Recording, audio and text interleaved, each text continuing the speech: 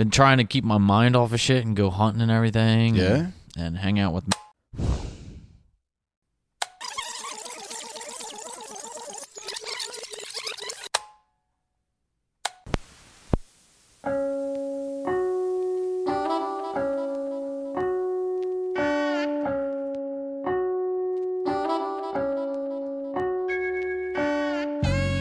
I'm Rich. and I'm Josh. Make sure your Walkman is at full battery because we're diving into our dad tapes.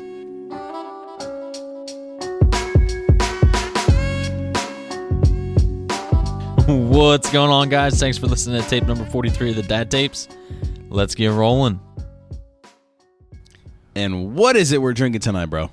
Tonight, we are drinking Sip of Sunshine IPA by Lawson's Finest Liquids, brewed out of Stratford, Connecticut. And It's a heavy boy, 8%, huh? 8% ABV. You're going to be on your ass, bro. Yeah, thank God I only have the one. Yeah, you're going to be done after this, bro. But let's get to cracking. Oh, that's tasty. That is good. That's good. It feels like I'm tasting a good Sunshine IPA. Yeah. You know, I taste that sunshine. This is going to go down quick. So how's your week been? Bro, it's been busy. I'm fully in the workflow now. Got the whole routine under control. It was a bit of an adjustment because training started at 9 and it was virtual, so I was working from home. Yeah. But work starts at 8 and it's an AC, so I got to, I get into, how it is on the expressway, man. Yeah. The construction, Oh, 3 yeah. lanes to 1 right before you get under into Atlantic City. It's just bullshit. I hate it.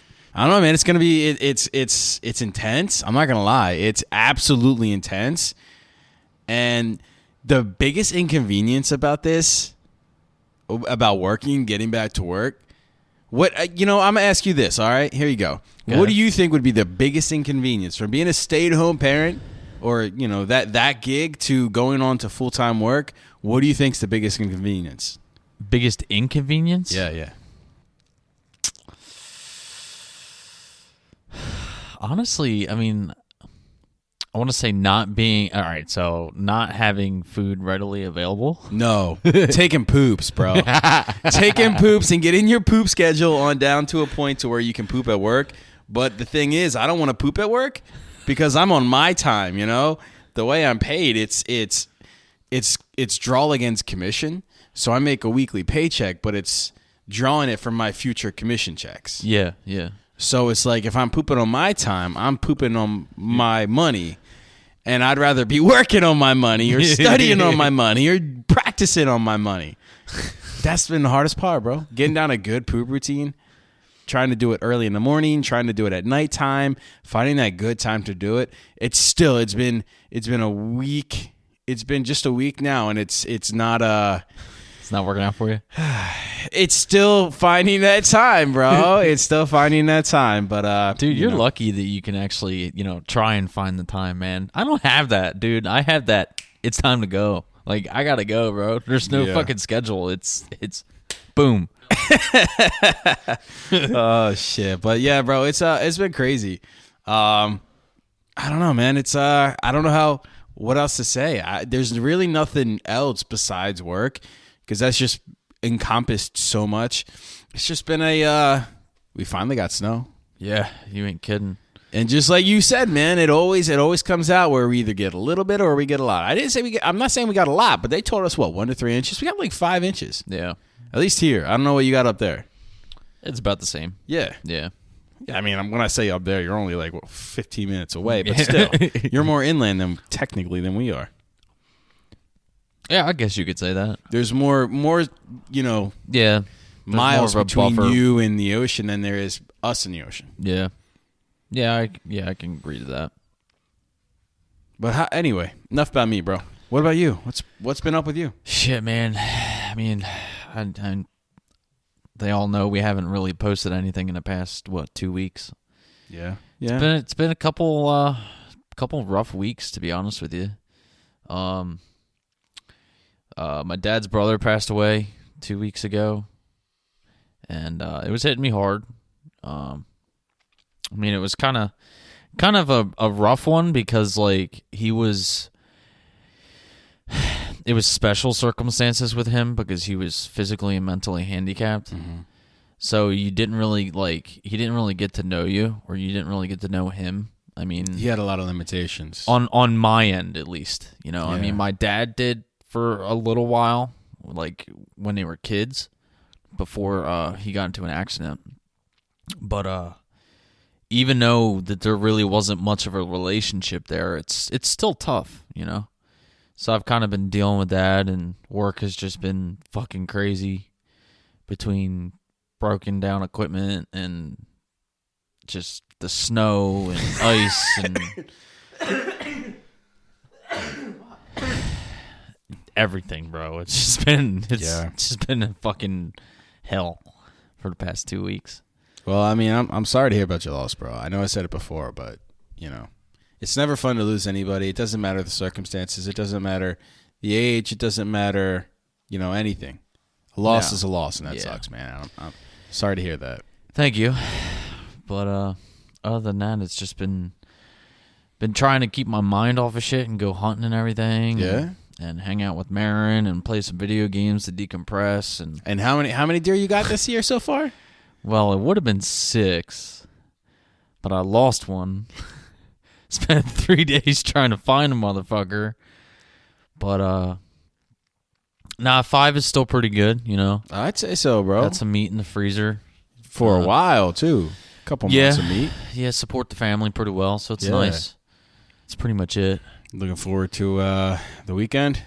Yeah, it's gonna. You know what? It might actually kind of bring some light. I got Addie this weekend, so it'll kind of bring my mind, you know, away from everything, and just kind of focus on some bonding time and hang out and relax. You know. Yeah. No. It's so that's what you need to do, man. I told you that from the beginning. Yeah. You need some time for yourself, bro.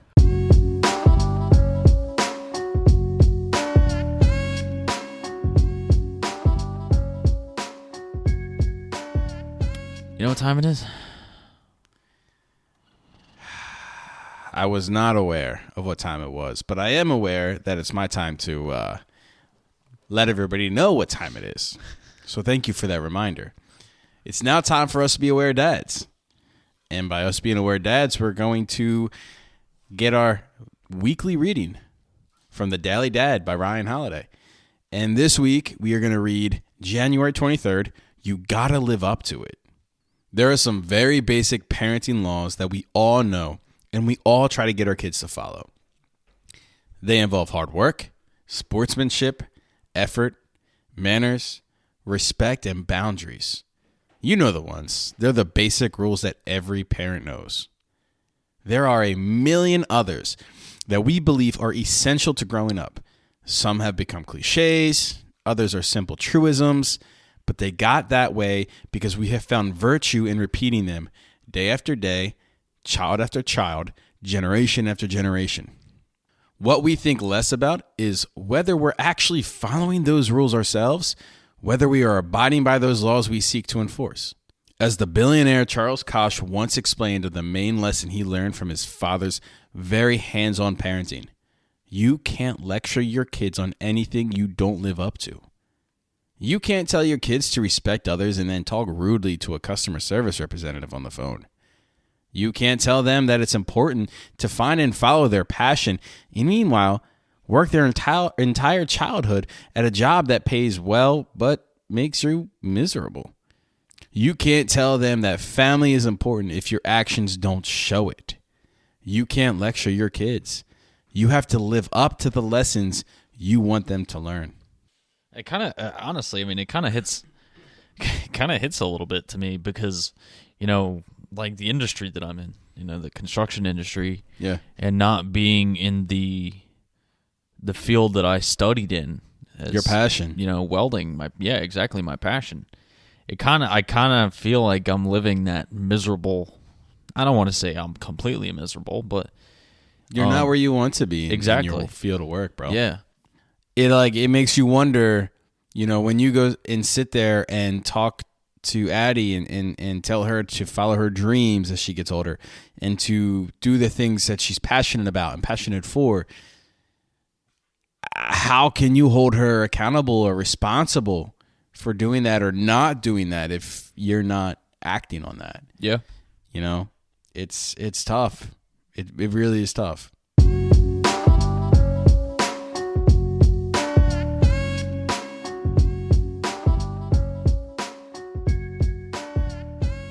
Resolutions, changes, goals. Tired of the same old, same old? We've all said we want change or need change, but most of us don't do the important things to enable that change. In almost every situation, you're able to enact that change by being the change, but when you don't empower that change by being the change, then nothing changes. Tonight, we're going to talk about when nothing changes, if nothing changes. It's time for our data dump. Much in life, we've been confronted with a situation where we had to consider making a change. Fortunately, it's easy to change, but unfortunately, it's not easy to change. What we mean by that is change takes consistency, persistence, and patience. A 2010 study finds that it takes an average of 66 days to create a habit. And though we may have all been aware of that, changes can also take up to 254 days to become habit and routine. That's 2/3 of a year. Yeah. Yeah. That's 8-9 months. Holy shit. Yeah. Additionally, a study published in 2019 found that times of change that seek to promote habit formation should include not only advice on context-dependent repetition, but also techniques that support the motivation and action control needed to repeat the action and that may enhance the reinforcing value of repetition on habit development. In a society that we see 38% of people make a resolution, it's saddening to see only 9% of those individuals keep their changes forming into habits for a full year, which is a huge drop-off from the 6-month mark where 46% of those same individuals looking to make a change have kept to their new habits behaviors. That harsh drop-off from 46 to 9% shows the outstanding time it may take to create habits and to truly make a change, with the previous study stating it can take up to 8.5 months to create a habit. And that was our data dump. So recently, I've been talking about there's obviously been a big change in my life. Yeah. Going from, a stay-at-home parent to a working parent. And for me, the change, going back to work isn't as big of a change because I'm just so familiar with that type of work. Yeah. The big change was having 4 years off. And yeah, I know. It was a while. But Lucky bastard. nah. At what cost? So with that said, our life and our financial situations and our life situation in general, something needed to change. Yeah. And it has needed to change for quite some time. But, reflecting back, we weren't doing the things to make a change. Nothing changes if nothing changes. Yeah, but it also takes patience too. You can't just dive immediately into something because, like we talked about, in the Daily Dad, don't jump into something that's going to be uncomfortable for you because then you're going to be miserable. You know what I mean? It's also about finding that comfortability in you with what you are happy with doing as well. Yeah, no, agreed. It's important to, I guess the gist of what I'm saying is it's important to have that change occur if a change needs to occur. Oh, yeah. Where in your life, and I can honestly be in the, third person here to your life, living vicariously through your stories and the past that you've had, I can think of at least one time where change needed to occur. But I'd like to hear from you and your perspective. When were you at a point in your life where you felt like you just got in the same rut over and over again, and though you thought things were changing, nothing was changing? Oof, man. Honestly, you know what?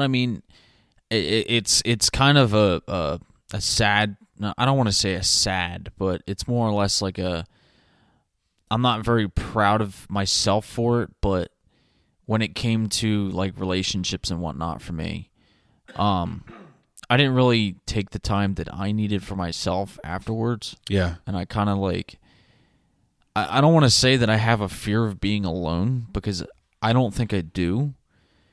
Yes, it's nice to have the comfortability of someone there, but also like in my eyes, like you don't always have to be alone to heal.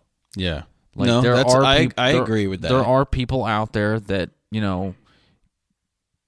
can help influence a healing to yourself. Well, look, to interrupt quickly, look at the Florida girl. to not name drop, look at the girl you were with from Florida, who was the one who really urged you to take a look at your mental health, and really helped give you that push to get that help that you clearly wanted subconsciously and needed. Yeah.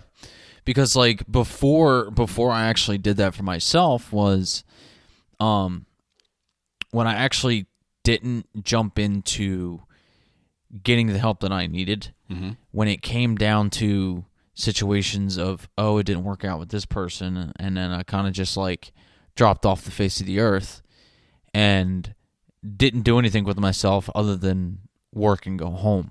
Yeah. I basically secluded myself. You became reclusive. Yeah, I was a homebody besides work, Yeah. And not that that's changed. Yeah, but you know what? At the same time, it's more or less like I kind of have like my ducks in a row now. I mean, not fully, but in a more comfortable way to me, which I can actually go home and use those the things that used to basically keep my mind off of things and kind of like get in my own reality. Now I kind of use that as like a decompression thing. So like I come home if I had a stressful day or whatever, and I kind of sit down and I'll decompress, play video games or watch TV or I don't know, go to the bar, have a beer, something simple. Coming home for you now is not just the next step in your day. It's something you actually want to do. It's not just like, well, this is the next thing I have to do before bed. Yeah. It's not just something that fills your day. It's something that you look forward to. And that's, you took that change and you had to own that change for that to happen. And I think that has effects, positive effects on Addie that I don't know if you've ever, I'm not speaking for you, but I don't know if you've ever really thought about that. What effects do you think that change that you have done for yourself, not only how it influences her, but models for her? I mean, honestly, definitely for one, like before, I didn't really know how to deal with certain situations. I kind of I got really overwhelmed and basically overstimulated. Yeah. And either one, like, had a meltdown, or two, kind of just like get frustrated and not want to deal with anything at all. Now it's more or less like, okay, like, how can I handle this?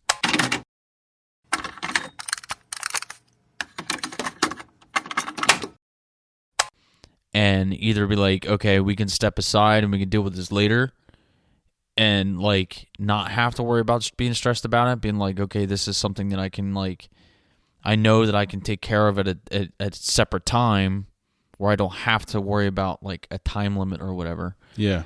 Or I can be like, oh, okay, I'm going to handle this real quick. It's done. And then not have to worry about it and give more attention to my daughter and have that bonding time and have fun and not have to worry about, the stress on my shoulders, because kids see that shit. They do. And it's not just that they see it. I mean, like, monkey see, monkey do, Yeah, you're absolutely right. Oh, daddy's sad, then that means, like, oh, he's not going to do anything. Then I'm going to be sad because we can't go anywhere or do anything, or, I don't know. It's kind of tough. It's kind of tough when it comes to kids and situations like that. So, in addition to that, what other changes have you put into your life that became habit for you? I mean, honestly, like for one, I kind of look at it this way. I mean, I'm not going to be here forever. Mm-hmm. I've been trying to work on my health more. Yeah. I still eat like shit, but that's more of a personal. Bro, you can be fit and skinny all you want, but if you still eating like shit, you gonna get something, bro. That's more of a personal preference. you gonna get something, bro. But I was just to interrupt you. We'll pick that back up. I just read an article about nanoplastics. All right. Nanoplastics? Nanoplastics, so plastics and microplastics are about the size of and the width of like a hair follicle. Yeah. Or it can be as big as a grain of rice. Nanoplastics are smaller than even anything a microscope can pick up. What the fuck? So you need like lasers or like telescopes, but not an actual telescope because they're used for the sky, but something that powerful to be able to see these plastics. Telescopic lenses. And we ingest them. It's in drinking water. Oh, shit. You can't decontaminate it. And the worst part about these plastics are they can be absorbed by your cells because they're that small. Holy shit. Yeah. So, unless you do some real fucking changes, I'm not a conspiracist. I'm not a doomsdayer, but I will say I've never drank plastic bottles because I know they can't be good for you. Oh, shit. I'm glad I live off a fucking Monster and not drinking water. Yeah, okay. I don't know which one's better then, bro. But, for instance, with my health, I quit smoking. Yeah. Honestly. What about your nails? That's a lot harder. Okay. That's kind of more or less like a habit that I've had for a very long time. It's very Longer hard than to kick. Smoking. Yeah. I was doing good for a while, and then I kind of I know I was getting help with my anxiety too much and everything. at one time, bro. Yeah, probably. God damn. But I'm just trying to, like I said earlier, I'm not gonna be here forever. Yeah. So I'm trying to do a little bit better for myself when it comes to health wise. Yeah. That way I have more time with my daughter. Because I don't want to be 50 and kick the bucket. You know what I mean? I don't mean to laugh, but no. No, you're right. But I also don't want to live forever either. So I don't either. I don't want to be Tuck Everlasting here. Fuck that. But lately that's what the biggest change in my life has been, with trying to have better habits for myself. Mm-hmm. I really don't. I haven't really had any recent habits other than trying to just better myself health wise. Okay. Have you implemented any new habits in your life, to benefit you and your family? Well, with this change, I kind of always woke up a bit early, especially with Declan. But now I'm getting to the point where I'm waking up at 5:30 in the morning. And because my goal is to implement myself waking, my goal is to wake up at 5 o'clock, workout, get my head set, get my head set, my mind set in a spot where I want to be, pumping a little bit of iron, doing some cardio, go take a shower, get ready, and start my day and sell the shit out of timeshare. Yeah, wake your body up, Exactly, and start off on a high. Yeah. And that's a change that I am working toward avidly every day. That doesn't have any impact on my kids outside of the physical benefits of when I start to get back into working out again, because it's been a bit since I've worked out. I'm not gonna lie. I absolutely need to get back into it. It's been, oh gosh, maybe since last fall or summer, maybe. So it's been a bit, and I absolutely need to get back into it. But it's a change I'm looking forward to, and it's a change that I realized had to change, and it's a change that I'm going to need to stick to. And that's going to be the hardest part, is maintaining that change, because there are going to be nights where I am going to just want to, long day. Dude, I come home with headaches already because I feel like I'm like a red Solo cup, and there's a gallon of water sitting next to me, and somebody just puts a funnel right there into my cup and just tries to pour that whole gallon of water into that cup all at one time through that small little funnel. And I'm not gonna lie, dude, my brain has hurt. It hurts, but I know that hurt is going to get me somewhere, and I push through that shit. Yeah. So the changes those are recent changes. It's tough to really kind of reflect back on any other changes outside of small, routine, daily habits. And I can't really remember the last big change that I had. Well, let me ask you one thing: the change that you have with with working and being back out in the field and being away from home. How much do you think that the change of you being at work is going to impact your home life?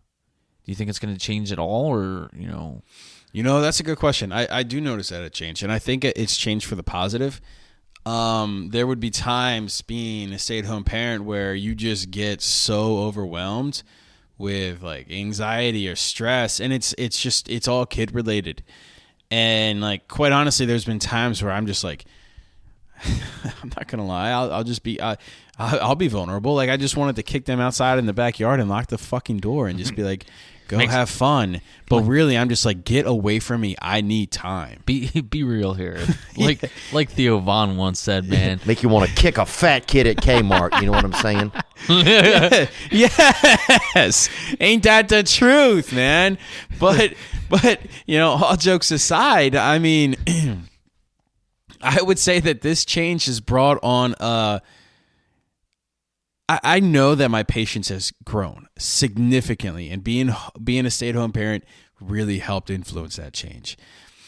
I'm now able to weaponize that patience in a way that I haven't before, because I haven't been in a position to, be away for 8 to 10 hours and then come back into this realm and use those skills that I've developed. Yeah. I've always just been, one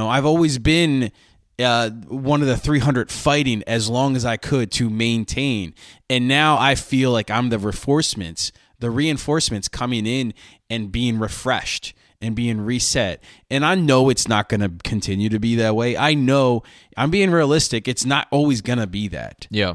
There's going to be rough days. There's going to be good days. Yeah, it's going to be a roller coaster. But I think now that the changes that I've gotten from when I was a stay-at-home parent and blending those changes into what I've done now, it's really going to help me. And I really think I'm going to, I don't know, man. I don't want to toot my own horn, but I'm going to be a great fucking, great reinforcement for whomever I need to be. Well, how about this? All right, so with you being a stay-at-home dad for, the time that you were, do you think that like any of the influence that you had being a stay-at-home dad and the patience that you've had with your children, do you think that's going to impact your work life at all? Like, do you think that that's going to be like a positive benefit that you might be able to put towards your work life? I'm not laughing at your question. I'm laughing at my answer. Mostly because my field of work is sales.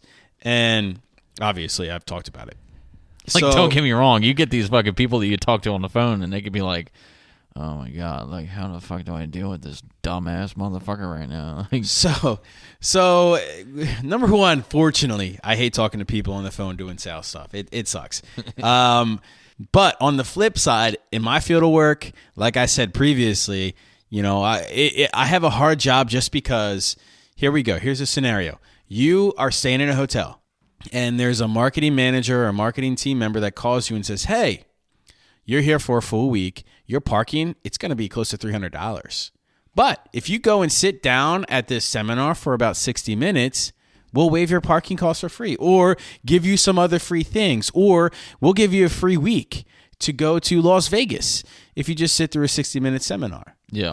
So you were like, okay, if it's free, it's for me, baby. Like, sign me up, get me to Vegas. I ain't spending no money, but for real, let me. So you're like, okay, and then you realize it's a timeshare like seminar, and they tell you that. So you're going in there and you're thinking like, I'm not buying this. I'm just gonna get my free gift and bounce. So people come up to my sales area already.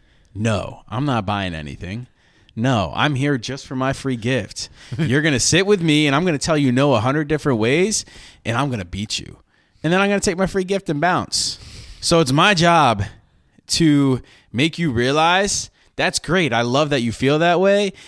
Let's kind of really talk and be honest here. But what I've learned from being a stay-at-home dad that can help me with this, and I laughed when you first asked this question, is because I got to talk to these people like they're little kids. Because little kids come up to you stubborn as hell, and they're going to sit there and they're going to want their way. Go clean up your let's go clean up No. Well, okay. Oh, that's the same type of people that are coming up there. And it's like, I got to talk to you like you're a 5-year-old kid. You know what I'm saying? It's like, okay, well, guess what? Look, I know you having so much fun doing all this stuff. We made such a big mess in here while we were playing and having fun. Why don't we just look around, see what we can start to pick up first, and then long before you know it, they cleaned up the whole entire living room. So I'm able to take what I've learned from being a stay-at-home parent, and it sounds really sad that I'm going to be dealing with people that way, but it helps. It truly sadistic. It's manipulative, absolutely, but it really helps because it just comes down to that basic element of people being stubborn, and we all know kids are stubborn. Oh, hell yeah. And as simplistic as children are, they are innocently the most they are completely hard to convince. Oh yeah. And you can convince an adult. I mean, this adult is sitting in front of me because they were bribed to be here. Yeah. Again, you can bribe a kid with chocolate, can't you? Yeah. You see the similarities here? Yeah, dude. So and it's funny that you've asked that specific question because I thought about this as I was shadowing tours. And I'm a very observant person. Again, we've heard about it 100 different times. My wife is a therapist, and I've always been a psychoanalytical person to begin with. So for me, a lot of it is body language and interactions and what people are doing. So, yeah, it's not a hard translation for me. And I think having my time at home with my children has really allowed that change in my career to hopefully be a smooth transition. And I'm absolutely looking forward to dealing with these grown kids. Ultimately, a change is not an easy task to do, and it clearly takes time to execute. Like life, it's obvious and goes without saying that it is hard to change anything. But when you're confronted with a situation where change needs to occur, you need to continue to persevere and push through. It's hard, it's not easy, and just like undesired change, it's not an easy thing to overcome. Remind yourself that whatever the change needed is that sits in front of you, the change will only show yourself and your children the strength you need to carry through your life.